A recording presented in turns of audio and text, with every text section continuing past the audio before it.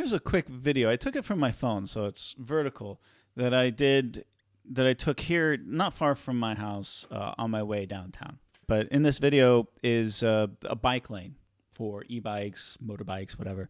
And there are a couple of police officers who are stopping e-bikes and checking them for helmets, license, seeing if the bike is legal. And it's funny because all the e-bikers who can see ahead that the cops are stopping, they just turn around and then go down the regular street and the cops don't do anything. But I have noticed an awful lot of enforcement and a lot of activity at e-bike retailers. But why?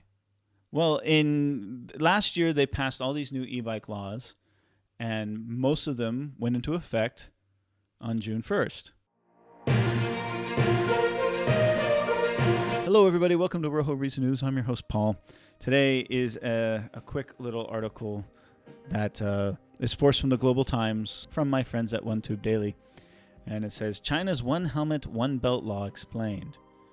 So the One Belt, One Helmet operation is a national initiative from the Public Security Bureau aimed at increasing the use of seatbelts in cars and helmets on e-bikes. In fact, sure enough, when I've ridden in the back seat or passenger seat of my friends' cars and I go to put my seatbelt on, they look at me like I'm crazy. What are you doing? You don't have to do that.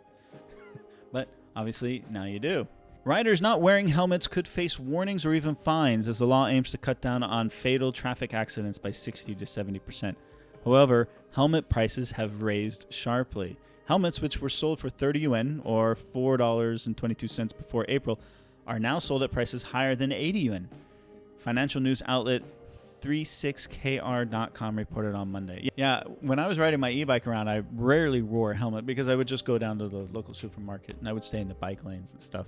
And God knows that I've been in enough e-bike accidents. Luckily, the last one that I had was a really bad one. I was wearing a helmet, but it wasn't a good helmet. It was just a helmet that bounced and broke, basically, when I hit the ground. The biggest reason I had that helmet was to protect my face from the rain.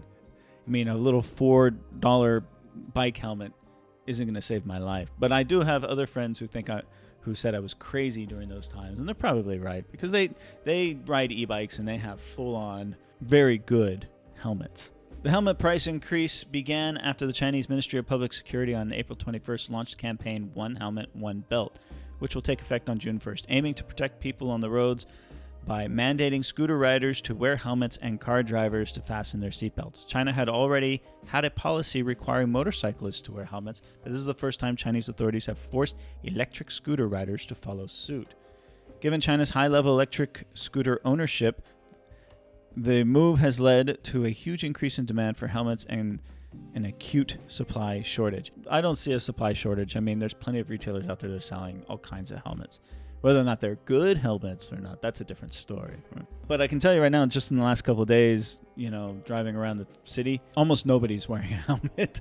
The motorbike guys are, because they have license plates and there's cameras everywhere, and they'll get points on their license and fines. But e-bike riders don't have licenses. That's why you see most of the bikes that are running through red lights and driving the wrong way down a road are all e-bikers.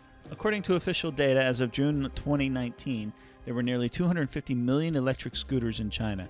Taking unregistered scooters into account, that number could be as high as 300 million. Yeah, I think it's even more than that. Everyone and their mother has an e-bike. And I think like into the 90 percentile of the entire global market of e-bikes is in China. However, it was not compulsory. Only 30% of electric scooter riders were wearing helmets. That means China could be short of up to 200 million helmets, and the market size could surpass 10 billion yuan, reported by 36kr.com. On April 17th, helmets were mentioned 367,285 times on social media, according to WeChat's search index. That number soared to 2.8 million on May 14th and swelled to almost 5.14 million one day later, an 82% day-on-day increase. Yeah, everyone has been talking about this, asking questions about is my bike legal?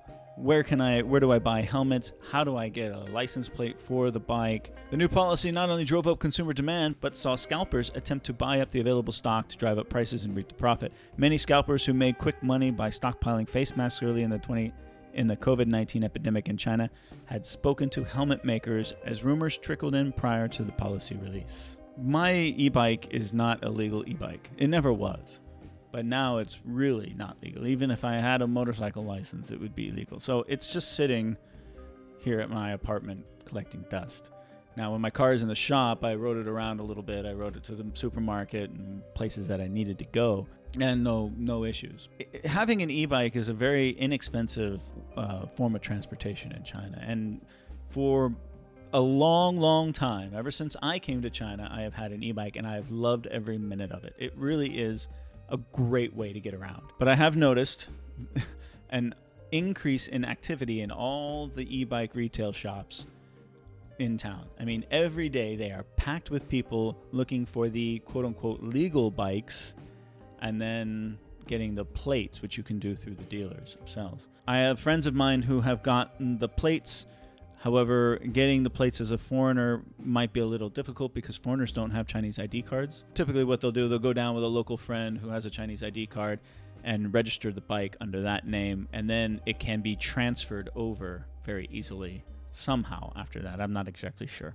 I think this is ultimately a good thing happening with the transportation community here. Electric cars are on the rise, and I think electric bikes are a fantastic thing. It's good that there's regulation coming into this market, and I support this 100%.